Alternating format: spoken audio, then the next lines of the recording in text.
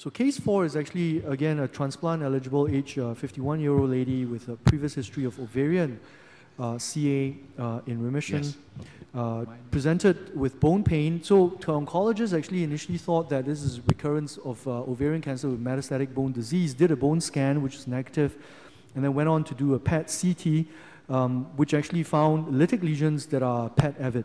Okay, so this is what Dr. Dury was saying about PET-CT. So this was quite unexpected by the oncologist, who then biopsied the large lesion that was in the sacral area and found that it was full of plasma cells. And then went on to do a full skeletal survey. There was actually some vertebral collapse in L1-2, there were multiple lytic lesions. So definitely very significant bone disease. And he thought this must be myeloma because there are multiple areas of the bone being affected. But when he did his serum protein electrophoresis and immunofixation, there was actually no band.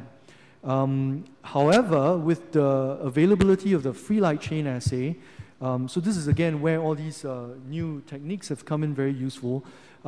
She was found to have a significant excretion of kappa, significant amount of kappa free light chain in the serum with a very abnormal kappa lambda ratio.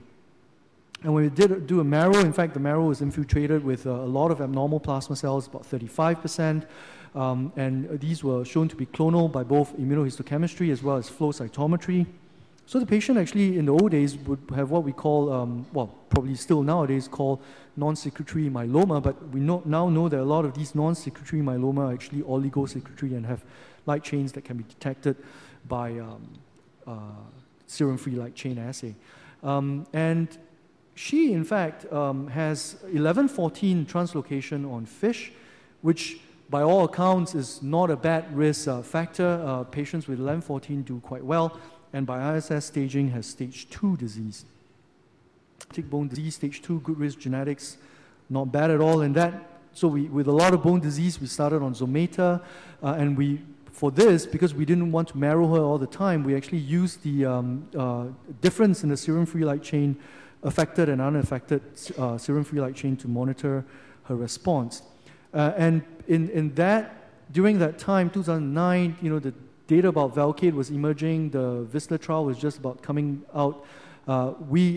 For standard risk patient, were giving patients Teldex. So she did receive Teldex. The response was okay. There was a blip up here that we weren't sure, at least this wasn't confirmed. So, we went on, continued with Teldex, and she seemed to be responding, although not extremely rapidly.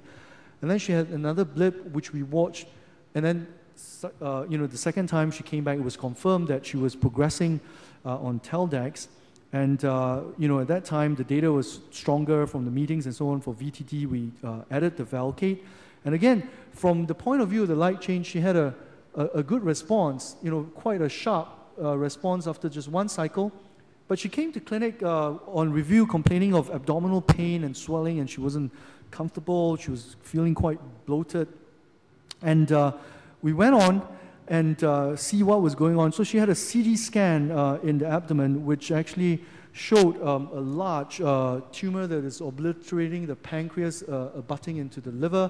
And this was very, very striking on CT scan. Initially, again, we thought that could this be related to the ovarian CA because it's unusual for myeloma.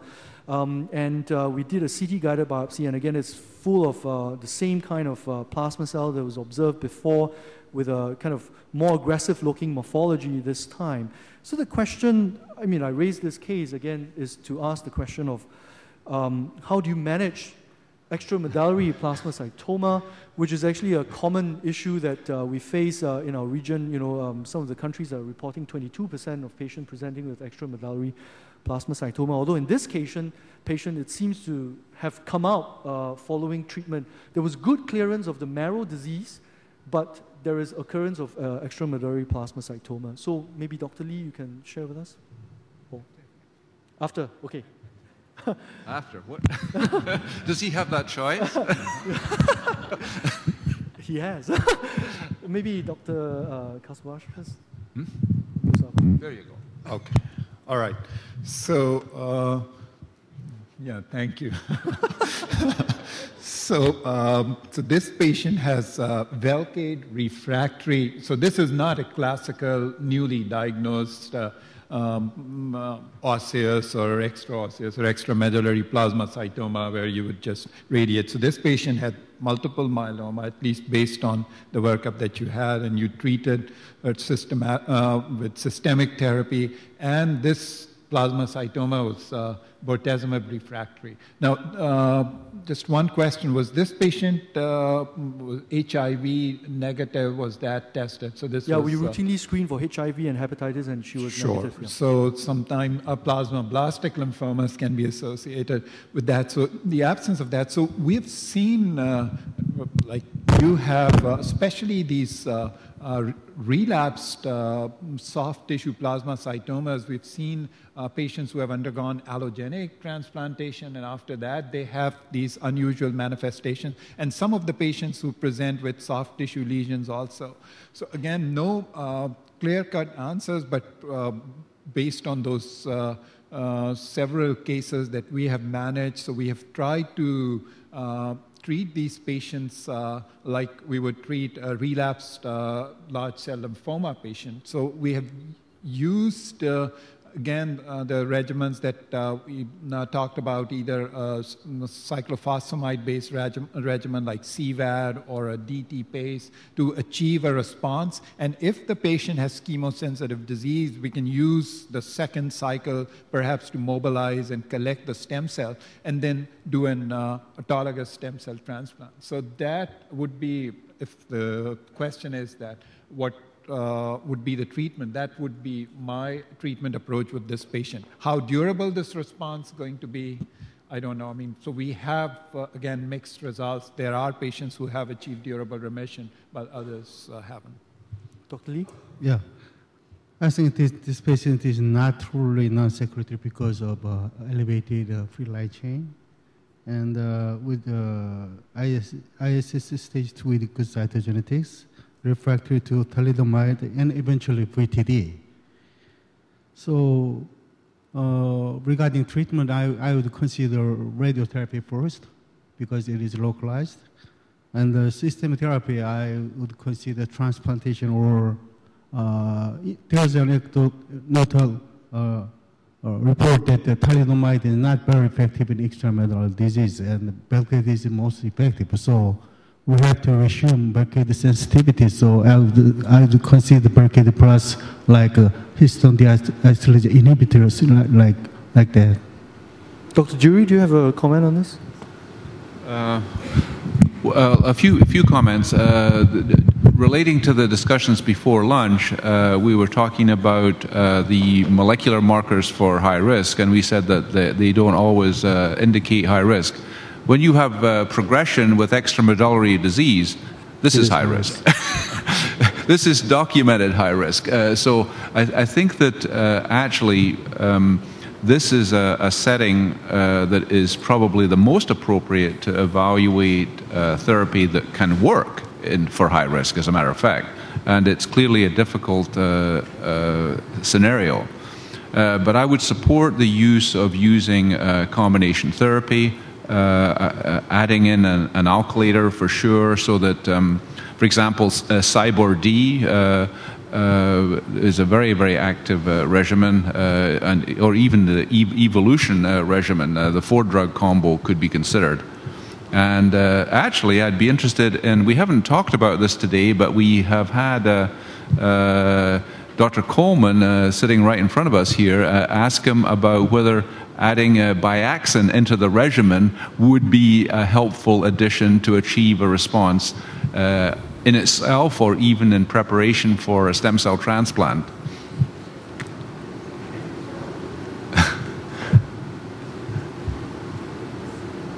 Oh, he needs a mic. Yeah.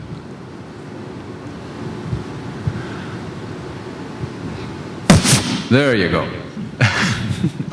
About 20 years ago, when Dr. Dury was in swaddling cloth, we reported extramedullary disease as a terminal phase of myeloma.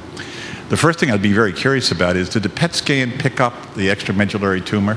No, so this clearly is an extramedullary tumor that has grown since treatment and has emerged despite the use of thalidomide and Velcade? Because the baseline PET-CT was clear except for bone lesions. No, I'm just wondering, we have seen patients who are generally 11-14, which characterizes the type of myeloma that gives you lytic lesions, who are PET negative.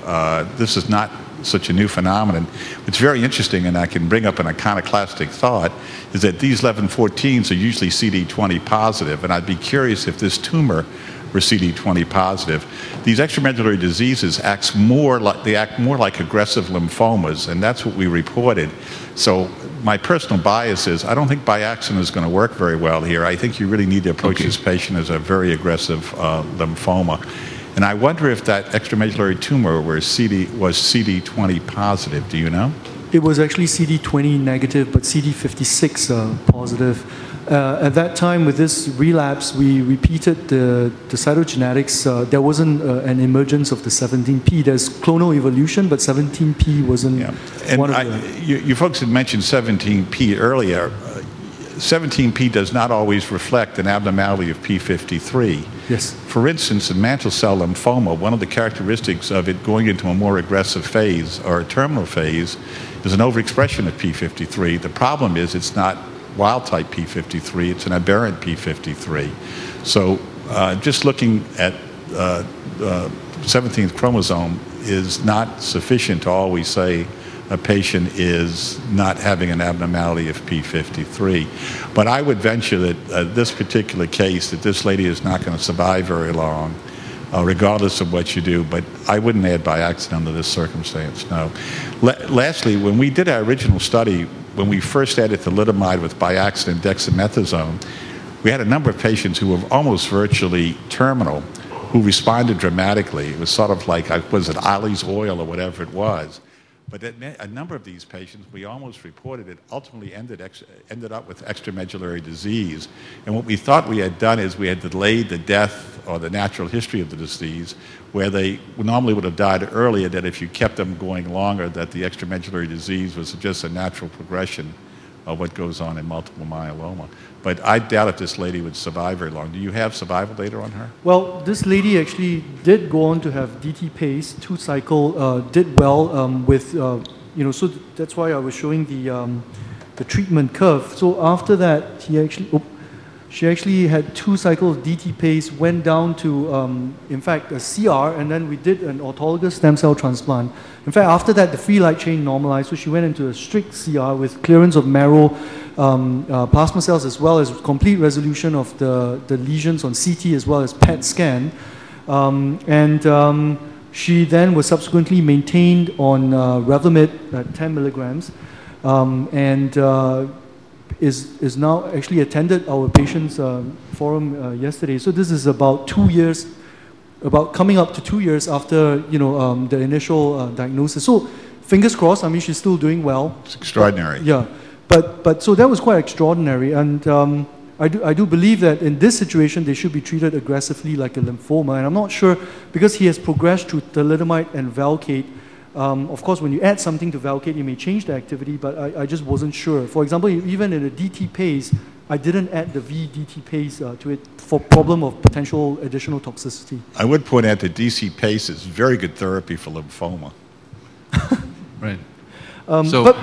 Maybe I could, one other thing I would mention, we've been talking a lot about clinical trials to overcome drug-resistant disease, and one clinical trial that we're excited about, which is coming up, which I'm involved with Dr. Arlowski's colleague, is Dr. Jatin Shah, is to combine carfilzomib with pomalidomide to overcome drug resistance and see the efficacy of that combo. And so we're just going to be starting that trial within the next month or so. And so we're hopeful that this could be something to consider in this sort of a scenario.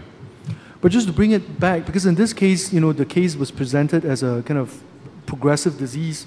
What happens if you have the same patient, but this is now at diagnosis, okay? The point I want to bring up for discussion is, what is the activity of these novel agents and novel agent combinations for targeting extramedullary disease? We know thalidomide doesn't work very well, but what was the data for Velcade and Revlimid? I mean, maybe we can have everyone commenting a bit on this. To my knowledge, we don't have really good data for that. I think it would be really good to have data on that. Part of it is what I talked about this morning, is that we don't adequately document the presence or absence of extramedullary disease at baseline because we're not getting PET scans, we're not aware of it. I can tell you from, since it's my pet interest, that we're missing it. You know, we're missing it. A lot of patients that you don't realize have extramedullary disease at diagnosis have it. And so I don't think we know the answer from these trials currently. Dr. Orlowski, do you have, sorry. I just want, actually, Dr. Orlowski and I have had a common patient. So I can think of at least 2 or 3 patients like this within the last 1 year. So one patient who was extremely non-compliant, but achieved remission right after DT PACE and has been in remission for more than a year, and without any maintenance, would not show up for follow-up. But there is another patient, a young gentleman, who presented with multiple soft tissue lesions, if I remember correctly, and that time Sergio Geralt actually treated him, I don't remember what induction, but then he transplanted him with beam regimen and then put him on maintenance treatment with VTD, and he relapsed within 3 to 6 months of that. And after that, we treated him again with aggressive chemotherapy, and he even had a second transplant, but he would relapse within a month or 2 of whatever last treatment we would offer. Dr. Lee? We have only limited experience on the voltage activity on the extramedullary disease. One of our member published it, presented actually in the Greece meeting, and the small series showed that the extramedullary disease is also sensitive to Barcade. I only remember the title, so that was not my paper. Okay, thank you. I think we'll move on to Dr. Chu. Oh yes, Hi. yes. Thank you. A fascinating case. I do have 2 questions. One is actually to follow the Dr. Coleman's comment about the CD20 stain, which I actually want to follow up with that because as anecdotally, there are different groups using rituximab for CD20 positive myeloma. I would like to have the expert comment about that approach. The number 2 question has to do with as you clearly demonstrate that using the difference between the affected and non-affected free light chain to monitor the disease treatment, which is obviously very dramatic in this case. But the question is actually, would it be which one is actually more sensitive to tell the difference, whether using the ratio or the difference between affected and unaffected versus just the quantitative affected light chain will be the better weight? Could anyone comment on these 2 questions? Thank you. So, you know, in this particular patient, CD20 is negative, so the use of rituximab was never in the question. But, you know, I was seeing Bob Orlowski giving the thumbs down to the use of rituximab in myeloma. I think there is a publication where they tried to use this in myeloma, and that was a negative study. But having said that, that study was an unselected group of patients. I don't know that if you have a trial that is only selecting for 1114 translocation patient that is CD20 positive, whether there will be activity or not. And I'm not aware of such study. I don't know whether any of the panel would care to comment on that. No. It doesn't work. I agree, yeah. Okay. There was a study with rituximab from the Matsui's group, which was a negative study. So that's pretty much it, I think, for rituximab. In terms of the second question, which is the free light chain, now there is a very good publication from Angela Dispenzieri, which is an International Myeloma Working Group consensus guideline. I think that's an excellent review and guideline on free light chain and how to use it. And in that recommendation, actually, is that you should use the difference between the affected and unaffected. The reason why the ratio is not useful is because when you start your treatment, both the abnormal and the normal light chain will go down, and the normal free light chain level will actually go down very low, and when you take it as a ratio, in fact, paradoxically, your ratio may actually go up. So if you use that as a monitoring, it may be confounding, it may be confusing. But actually, using serum-free light chain, but for this group of patients, even when you use a marrow tab, you don't have that kind of, the sensitivity is not great. So if you use serum-free light chain, at most you can comment on whether someone is achieving PR and CR. There's no, you can't really say that my patient is achieving VGPR. The subtlety cannot be there. So it's either PR or CR, and then you still have to confirm it with a marrow examination to make sure that it's a CR. Dr. Hussain? Yeah, I just wanted to make a comment about the rituximab. So there was the study by Steve Treyon that was basically created stable disease, and that was it. But in Cleveland Clinic, we had a study of melphalan, prednisone, and rituximab. That was about now median follow-up of about 7 years. And we've given the melphalan prednisone for 9 months and then maintained with rituximab for a total of 3 years.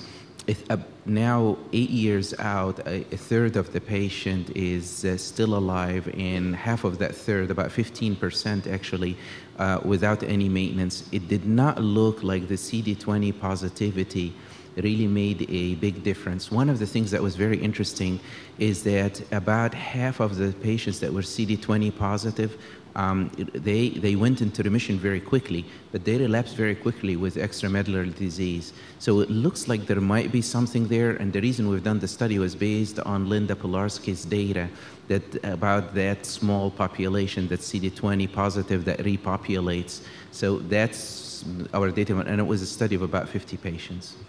Thank you for that. I think we best move on to the last thing, and again, very brief history on this patient, 55-year-old man with IgG myeloma, bone disease, stage 3 disease, treated with VTD. After 4 cycles of treatment, only achieving 60% reduction, so just reaching a PR, but only 60% reduction, barely reaching a CR. So the question is, what would you do next? And these are some potential options. And this question actually is trying to address the issue of how much response should we try to get from induction treatment in a patient that we plan to have transplant. How much is enough? Because there are many physicians out there that are practicing, we want to treat this guy until they are VGPR, and we give like 12 months of VTD before we do the transplant. Is that appropriate or what? So maybe Dr. Lee can start with that. Since the era of VAD, nobody tested the optimal number and duration of induction chemotherapy, to my knowledge. And there are 2 papers claiming the importance of achieving CR before transplant. One is a Spanish paper, one is actually from Korea. So I would say that we can do either way, the immediate transplant or further reduction of trying to reduce further the M protein. So I would say, if I'm a responsible physician, I would say that I would like to observe the curve of M protein. If there's a possibility of achieving CR in a short time, I would go further BTD or something. But if the curve is just flat after 4 cycles, I would go immediate transplant. Dr. June? Oh, Dr. Cosmo? He's the transplant. Okay. So, no, I think I agree that one can make the argument that better the response to induction treatment, or perhaps better the post-transplant response and outcome as well. But on the other hand, the patient has already had 4 cycles of VTD and has already achieved the PR, and again, by continuing the treatment, you're perhaps going to affect the performance status and quality of life and peripheral neuropathy. And then with stem cell single autologous stem cell transplant, even in primary refractory disease, you can achieve a durable remission, and this patient does not have many high-risk features. So again, my choice would be to proceed to stem cell mobilization and collection. And in some situations or some centers routinely do stem cell mobilization with a chemotherapy-based or cyclophosphamide-based regimen, and you may achieve further cytoreduction followed by an autologous transplant. In this day and age, you also have the option of further consolidating that response with maintenance treatment, or if less than VGPR, perhaps a second autologous transplant. So I would favor proceeding to transplant. Dr. Jury? So I agree with that completely. If there's an intent for transplant, I would proceed to transplant because you don't want to be inducing more toxicity. You want to be preserving function of the nerves and other bodily functions and not be having that kind of a problem. But I would just emphasize if this was a different regimen, for example, if you were using Revlimid Dex or something like that, where you had the option to continue, and as Dr. Lee mentioned, if you were seeing evidence of benefit with each cycle, I might be inclined to continue with that therapy, maybe without an intent for transplant. But in the setting of a plan for transplant, I would go ahead and do it.